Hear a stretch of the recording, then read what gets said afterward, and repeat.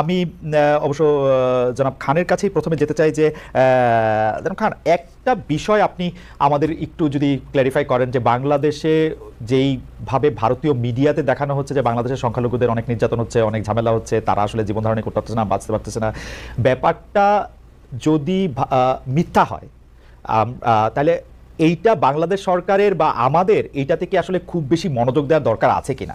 কারণ আমি দেখতে পাচ্ছি যে ভারতীয় মিডিয়া বলাও আসলে, মানে আমি এভাবেও জেনারেলাইজ করতে চাই না, যে ভারতের কয়েকটা মিডিয়া যখন এইসব প্রপাগান্ডাগুলি ছড়াতে থাকলো, আমরা বেশি দেখলাম বলে ওদের ভিউ বেশি হলো, ওরা আরও মজা পেলো, আরও বেশি করে দেখাতে থাকলো। কিন্তু আমার তো মনে হয় না যে আন্তর্জাতিকভাবে ওদের এইসব বক্তব্যের অনেক বেশি গুরুত্ব আছে। কারণ মানে আমার কাছে প্রশ্নটা হচ্ছে এরকম, বাংলাদেশে আল জাজিরা কাজ করছে, বিবিসি কাজ করছে, সিএনএন কাজ করছে, এবং বাংলাদেশের সরকার যে কোনো বিদেশি মিডিয়াকে স্বাগত জানাচ্ছে যে আপনারা আসেন বা নিউজ করতে, রিপোর্ট করতে কোনো বাধা দিচ্ছে না। তো সেই ক্ষেত্রে কয়েকটা ভারতীয় মিডিয়া কি বললো না বললো সেটা আমাদের অনেক বেশি গুরুত্ব দেওয়ার বা ভয় পাওয়ার আছে কিনা, জনাব জুলকারনাইন সাহেব? জি, থ্যাংক ইউ খালেদ ভাই। এটা আপনার সাথে আমার প্রথম কোনো ইন্টারাকশন, এর আগে আপনার সাথে আমার কোনো ইন্টারাকশন হয় নাই, so it's a pleasure to be on this show. আর আপনি আসলে যেটা বললেন, এটা হয়তো গুরুত্ব দেওয়ার মতো কিছু ছিল না, হয়তো এটা তেমন গুরুত্ব কখনোই পেত না, বাট জিনিসটা আসলে ঠিক যেভাবে এসকেলেট করেছে, আপনি যদি দেখেন যে অত্যন্ত সিস্টেমেটিক্যালি ইন্ডিয়ার নির্দিষ্ট কিছু মিডিয়া এবং ইন্ডিয়ার ভারত সরকারের যে রাজনৈতিক দল বিজেপির বিভিন্ন মুখপাত্র, বিভিন্ন নেতা, তারা বিষয়টাকে যেভাবে উত্থাপন করেছেন, এতে মনে হয়েছে যে 5ই আগস্টের পরে বাংলাদেশে হিন্দু সম্প্রদায় এবং অন্যান্য সংখ্যালঘু সম্প্রদায়ের লোকজনের একরকম একটা বিপদের মধ্যে আছেন, একটা খুবই প্রকট সমস্যার মধ্যে আছেন। কিন্তু আসলে কিন্তু বিষয়টা এরকম ছিল না। হ্যাঁ, তারা প্রথম ডিসইনফরমেশন ছড়াচ্ছিল, বাট এটা যখন এসকালেট করে গেছে, এটা মার্কিন যুক্তরাষ্ট্রের যিনি প্রেসিডেন্ট ইলেক্ট তার কাছে পর্যন্ত গিয়ে পৌঁছিয়েছে, এটা যুক্তরাজ্যের পার্লামেন্টে গিয়ে এটা পর্যন্ত আপনার এখন পৌঁছিয়েছে। যদি এটা গুজব হতো, যদি এটা ডিসইনফরমেশন হতো, এবং এটাকে যদি গুরুত্বের সাথে কেউ না দেখতো অথবা গুরুত্ব সহকারে উত্থাপন করে না হতো রাষ্ট্রীয়ভাবে, রাষ্ট্রীয় মদদে, তাহলে তো কখনোই এতটুকু পর্যন্ত এটা আসার কথা না। আপনি দেখবেন যে আমরা যখন বাংলাদেশের শেখ হাসিনা সরকারের বিভিন্ন কার্যক্রম নিয়ে যুক্তরাজ্য পার্লামেন্টে অ্যাপ্রোচ করা হয়েছে, বিভিন্ন ইউএসসির পরের কাছে অ্যাপ্রোচ করা হয়েছে, এটা অনেক সময় লেগেছে ওরকম কোন রকমের রেসপন্স পেতে। এত দ্রুত কিন্তু কখনোই কোন রকম রেসপন্স পাওয়া যায়নি। বাট আপনি এখানে দেখেন, এখানে দেখে মনে হচ্ছে যে 3 মাস বাংলাদেশে একটা অন্তর্বর্তীকালীন সরকার আসছে, 3 মাসে যেন পুরো বাংলাদেশ ড্যামেজ হয়ে গেছে, এবং এর ম্যাক্সিমাম আপনি 95% অফ দিস ক্লেইমস আর ফলস। আপনি যদি দেখেন যে ইন্ডিয়াতে একটা মন্দিরের মধ্যে পূজা হচ্ছে, সেই পূজার ছবি কিনে বলা হচ্ছে যে বাংলাদেশের মন্দির ভাঙা হচ্ছে। আবার গতকালে দেখলাম যে like I myself I was surprised যে একটা ইন্ডিয়ান ফ্ল্যাগের মধ্যে লোকজন হাঁটতেছে, রিমোট স্ক্যানার বলতেছে ইট ওয়াজ এআই জেনারেটেড। এরকম অসংখ্য ইনসিডেন্টস আছে যেখানে সম্পূর্ণ উদ্দেশ্যমূলক ভাবে ভারতীয় কিছু নির্দিষ্ট মিডিয়া এবং তাদের পলিটিশিয়ানরা বাংলাদেশকে টার্গেট করে বাংলাদেশের যে বর্তমান অন্তর্বর্তীকালীন সরকার আছেন এদের অবস্থানকে হেয় করার জন্য এবং বাংলাদেশকে খুব বাজেভাবে বিশ্বের কাছে পোর্ট্রে করার জন্য উদ্দেশ্যমূলক ভাবে এই কাজগুলো করেছেন। সুতরাং এটাকে ওইভাবে দেখার কোনো সুযোগ নাই যে এটা একটা সেপারেটিং লাইক বিচ্ছিন্ন কোনো ঘটনা অথবা এটা উদ্দেশ্যমূলক কোনো ঘটনা না। এটা অবশ্যই উদ্দেশ্যপ্রণোদিত একটা ঘটনা, যা রাষ্ট্রের বিভিন্ন দেশের সরকারের সর্বোচ্চ পর্যায়ে পর্যন্ত কমিউনিকেট করা হয়েছে, and we really need to deal with this seriously. আমি যেটা মানে অবশ্যই ব্যাপারটা হচ্ছে যে বিচ্ছিন্ন ঘটনা হিসেবে আমি দেখতেছি না। আমি যেটা দেখতেছিলাম যে ভারতীয় মিডিয়া কিন্তু এবারই প্রথম বা এই 3 মাসে এরকম মিসইনফরমেশন ডিসইনফরমেশন করতেছে না। আপনার মনে আছে যে আনন্দবাজার গত 2 বছর 3 বছর 5 বছরের মধ্যে অন্তত 3বার তারা প্রকাশ্যে ক্ষমা চেয়েছে তাদের খারাপ রিপোর্টের জন্য, ভুল রিপোর্টের জন্য, উদ্দেশ্যমূলক রিপোর্টের জন্য, এবং বাংলাদেশ প্রসঙ্গেই, এবং তারা এগুলি কিন্তু সবসময় করে। এবং আপনি বিজেপির কথা বললেন, বিজেপির রাজনীতিটাই কিন্তু আসলে আলোচনায় থাকা, বিশেষ করে পশ্চিমবঙ্গে জনাব শুভেন্দু অধিকারী যেগুলি বলতেছেন সেগুলিকে আমরা আসলে ভারতীয়রাই কখনো গুরুত্ব দেয় কিনা সেই ব্যাপারে আমার মারাত্মক সন্দেহ আছে। এবং বিজেপির জনাব অধিকারীর জায়গা থেকে আসলে আমরা নিশ্চয়ই ভাদুরীকেও জানতে চাইবো, কিন্তু আপনার কাছ থেকে আমি যেটি স্পেসিফিকলি জানতে চাইছিলাম যে আমাদের এইখানে এই দায়টা আছে কিনা যে তাদেরকে দেখে, তাদেরকে ভিউ বাড়িয়ে, তাদেরকে আলোচনায় রেখে, তাদেরকে আলোচনা করে সেটাকে একটা গুরুত্বপূর্ণ করা। এবং আপনি প্রেসিডেন্ট ইলেক্টেড টুইটের কথা বলতেছিলেন, আপনি জানেন যে প্রেসিডেন্ট ইলেক্টের ক্ষেত্রে তার অফিস খুঁজেই বাইর করে মাইনরিটি, মুসলমান দেশ, ওদের কিওয়ার্ডগুলি আপনি আমার চেয়ে আরও বেশি করে জানেন, ওরা এগুলি করবেই। কিন্তু যদি কোনো ঘটনা না ঘটে তাইলে এইটা আসলে গুরুত্ব দেওয়ার ব্যাপার কিনা। আর আপনি ফ্ল্যাগের এআই জেনারেশনের কথা বলতেছিলেন, কিন্তু বাংলাদেশে তো আসলে ভারতীয় ফ্ল্যাগ পালানো হয়েছে, যে উদ্দেশ্যেই করা হোক সেটা তো করা হয়েছে, সেটা তো আমরা জানি, মানে রিউমার স্ক্যানারের জন্য অপেক্ষা করার দরকার নাই। তো সেই জায়গা থেকে যদি আপনি একটু বলতেন যে এটা আপনি বাংলাদেশে সংখ্যালঘুরা কোথায় আক্রান্ত হয়েছে। বাংলাদেশে যখন 5ই আগস্ট হাসিনা সরকারের পতন ঘটে, তারপরে আমি যতটা জানি সেটা হচ্ছে যে হিন্দু আওয়ামী লীগ সমর্থক নেতা নেত্রী এদের অনেকের ঘর বাড়িতে আক্রমণ ঘটেছে, এরা কিন্তু কোনো হিন্দু সম্প্রদায়ের যে সকল জনগোষ্ঠীর এগেনস্টে কি আক্রমণ করেছে, বিষয়টা এরকম না। কিছু নির্দিষ্ট হিন্দু সমর্থক, যেমন মুসলমান সমর্থকদের বাসাতে আক্রমণ হয়েছে, হিন্দু সমর্থকদের বাসাতেও একইভাবে আক্রমণ হয়েছে। কিন্তু এই জিনিসগুলোকে আসলে ভারত সরকার যেভাবে মদত দিয়েছে, আমি অবশ্যই এটা বলবো যে ভারত সরকারের সরাসরি ইন্ধন ছাড়া, মদত ছাড়া তো এই ধরনের কার্যক্রম আসলে ঘটতে পারে না। ওকে। আর আপনি যে শুভেন্দু অধিকারীর কথা বললেন, এই ভদ্রলোক উনি তো ওর দেশের জনগণকে টার্গেট করেই তো এগুলো বলতেছে। আমার তো মনে হয় না যে তার কোন রকমের তার কিছু আসা যায় বাংলাদেশের হিন্দুরা কেমন আছে এতে। অবশ্যই আসা যায় না, অবশ্যই আসা যায় না। সে চায় আরো ভোট, সে চায় আরো ভোট, সে চায় আরো ভোট। সো সে জানে কোন টিউনে কথা বললে তার এখানকার ভোটাররা প্রীত হবে, সে ওইভাবে কথা বলতেছে। কিন্তু জনাব খান, আপনি কি খেয়াল করেছেন এবার যে সর্বশেষ যে লোকসভা নির্বাচন হলো, সেই লোকসভা নির্বাচনে কিন্তু পশ্চিমবঙ্গের এই জনাব অধিকারীকে আমি আগে থেকে চিনি, আমি তাকে সাক্ষাৎকার নিয়েছি, তার সম্বন্ধে জানি, পড়েছি।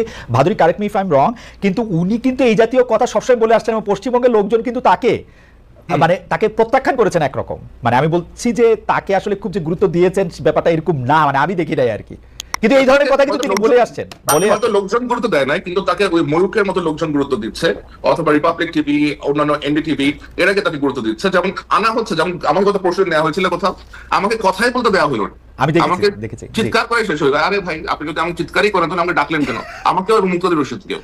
তো এটা তো আসলে ঠিক না, তাই না? যে একটা জোর করে আপনি একটা ন্যারেটিভ চাপা দেওয়ার চেষ্টা করতেছেন, because you want that narrative to be established. আমার মনে হয় যে জনাব খান ঠিকই বলেছেন। জনাব খানের থেকে আমি আসলে জনাব ভাদুরীর কাছে একটু আসতে চাই। জনাব ভাদুরী, আমি এই প্রশ্নটা আমারও মনে ছিল, জুলকারনাইন সায়ের খানও এটা আসলে বলেছেন, সেটা হচ্ছে যে ভারতীয় সরকারের যদি প্রত্যক্ষ মদত না থাকতো তাহলে মিডিয়াগুলি এটা করতে পারতো না। আপনি এই ব্যক্তি, মানে আমি ভারতীয় মিডিয়া আর ভারতীয় সরকারকে এক করে দেখতে চাই না, কারণ ভারতীয় মিডিয়া যা করেছে ভারতীয় সরকার এর চেয়ে একটু স্মার্ট বলে আমার মনে হয়। তো আপনি এটা আসলে কি বলেন, যে এটা কি আসলে ভারত আর ভারতীয় মিডিয়াকে আমরা এক করে দেখবো কিনা? ওয়েল, আমার এটা নিয়ে কমেন্ট করার আগে খালেদ ভাই, আমি প্রথমেই যেটা বলতে চাই সেটা হচ্ছে ভারত কিন্তু একটা বহুমাত্রিক একটা অস্তিত্ব। কাজেই আমার এই বাংলাদেশের সাম্প্রতিক ঘটনাবলী থেকে যেটা মনে হচ্ছে যে বাংলাদেশের মানুষ, একটা বৃহৎ অংশের মানুষ ভারতকে একটা খণ্ডিত অস্তিত্ব হিসেবে কিন্তু দেখছেন। তার জন্য ডেফিনেটলি আমাদের দেশে মেইন স্ট্রিম মিডিয়ার একটা বড় ভূমিকা রয়েছে, এবং যেরকম ভাবে উস্কানিমূলক খবর আমাদের মিডিয়ায় প্রচার করা হচ্ছে সেটা অত্যন্ত দুর্ভাগ্যজনক। কিন্তু আমি যেটা বলতে চাইছি যে ধরুন 5ই আগস্টের পরে যখন 7 সিস্টার্স নিয়ে বাংলাদেশে নানা রকম কথাবার্তা হয়েছিল, সেটা যেরকম দুর্ভাগ্যজনক, একই রকম ভাবে চট্টগ্রাম, কুমিল্লা এগুলো দখল করে নেওয়ার কথা যে আমাদের দেশের মিডিয়া বলছে, সেটা একই রকম দুর্ভাগ্যজনক। ভারত সরকারের সঙ্গে এই মিডিয়াকে এক করা যায় কিনা এটা নিয়ে আমি সরাসরি কিছু মন্তব্য করা থেকে বিরত থাকবো, কিন্তু এটা আমি নিঃসংশয়ে বলতে পারি, আমি বিশ্বাস করি যে ইন্ডিয়ান গভর্নমেন্ট, আমাদের কেন্দ্রীয় সরকার নিশ্চয়ই বুঝবেন যে বাংলাদেশ মানে শুধু শেখ হাসিনা বা আওয়ামী লীগ নয়, এবং আওয়ামী লীগের লেন্সে বাংলাদেশকে দেখা আমাদের দেশের জন্য এটা যে খুব সুবিধাজনক হবে না, এটা একদম নিঃসংশয়ে বলা যায়।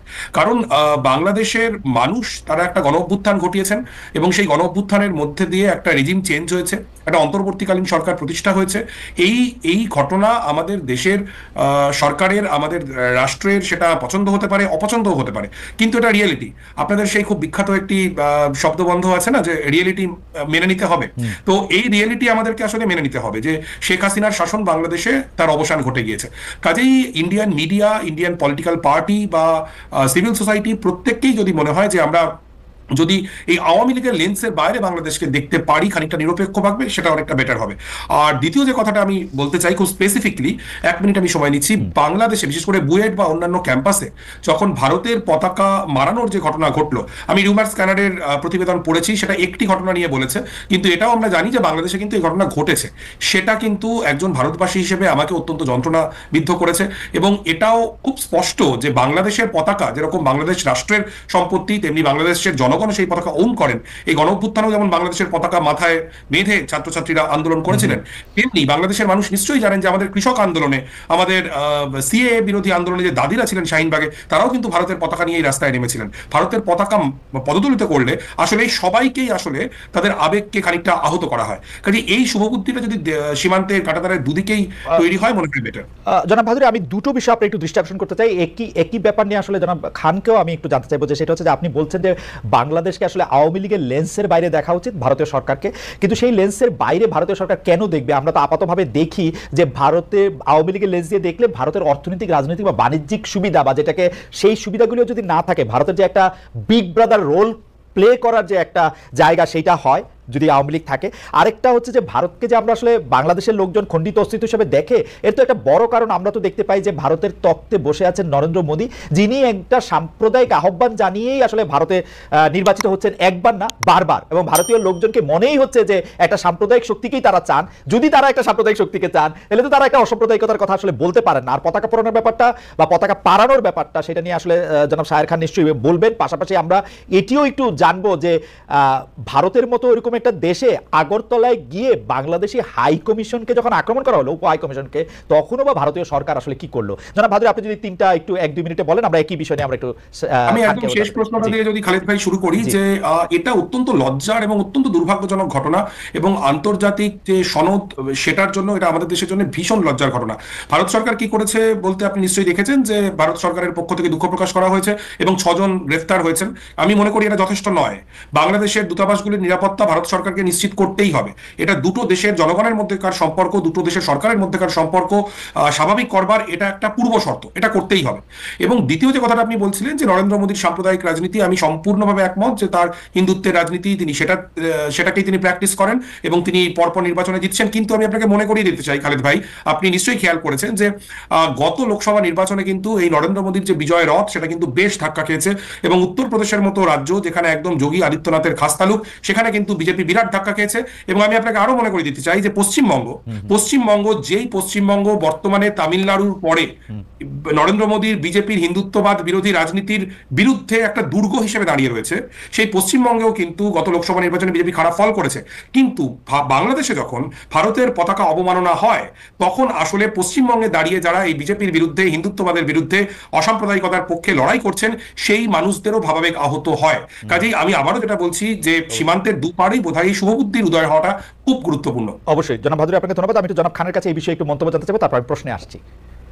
জি খালেদ ভাই, আমি আসলে এটা অত্যন্ত দুঃখজনক একটা ইনসিডেন্ট যে আপনি কোনো দেশের জাতীয় পতাকা মারানো উচিত না পা দিয়ে, এটা এটা এটা কোনোভাবে সমর্থন করা যায় না, আমি এটা সমর্থন করি না। কিন্তু বাংলাদেশের সাথে ভারতের যে সম্পর্ক, আমাদের আজকে যে আলোচনার বিষয়, বাংলাদেশ এবং ভারতের সম্পর্ক, বাংলাদেশের সাথে ভারতের সম্পর্ক কেমন অথবা কি হওয়া উচিত, আপনি যদি দেখেন যে বিগত ভারতের প্রতি বাংলাদেশের লোকজনের যে ক্ষোভ, পুঞ্জীভূত ক্ষোভ, এটা কিন্তু একদিনের ক্ষোভ না, এটা এটা স্লোলি এবং গ্রাজুয়ালি ক্রিয়েট হয়েছে। কেন ক্রিয়েট হয়েছে? কারণ বাংলাদেশের মানুষজন দেখে যে ভারত একটা বৃহৎ প্রতিবেশী রাষ্ট্র, এবং এই প্রতিবেশী রাষ্ট্রটা যেভাবে বাংলাদেশকে আওয়ামী লীগের লেন্সে দেখেছে, তা অত্যন্ত ন্যাক্কারজনক। বাংলাদেশে একটার পর একটা সাজানো অথবা বিতর্কিত ইলেকশন হয়েছে, এবং ভারত প্রত্যেকটাতেই আওয়ামী লীগ সরকারকে সমর্থন দিয়ে গিয়েছে কোনো প্রশ্ন ছাড়াই। তারা জানে যে বাংলাদেশে কি হচ্ছে, বাংলাদেশে গণতন্ত্র নাই, বাংলাদেশে অন্য রাজনৈতিক দলগুলোকে স্পেস দেওয়া হচ্ছে না, বাংলাদেশে সংবাদ মাধ্যমে প্রেস করা হচ্ছে, বাংলাদেশে আপনার প্রেস ফ্রিডম নাই, বাক স্বাধীনতা নাই, ডিজিটাল সিকিউরিটি অ্যাক্টের মতো এরকম কালাকানুন আছে।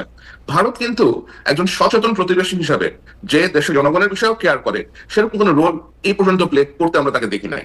তা সে যেটা করেছে, সে বাংলাদেশের আওয়ামী লীগের সাথে একটা সুসম্পর্ক স্থাপন করেছে, এবং এগুলো তো এখন মানুষজন দেখতে পায় অ্যাকচুয়ালি কি হচ্ছে। বাংলাদেশের সাথে ইন্ডিয়ার ট্রেড ডেফিসিট প্রায় $9 বিলিয়ন মতো, তাই না? তো এখন মানুষ যে আপনার বিক্ষিপ্ত হয়েছে, যা মানুষজন করেছে, আমার কাছে মনে হয়েছে যে এটা একটা অনেক দিনের পুঞ্জীভূত ক্ষোভ থেকে লাইক এটা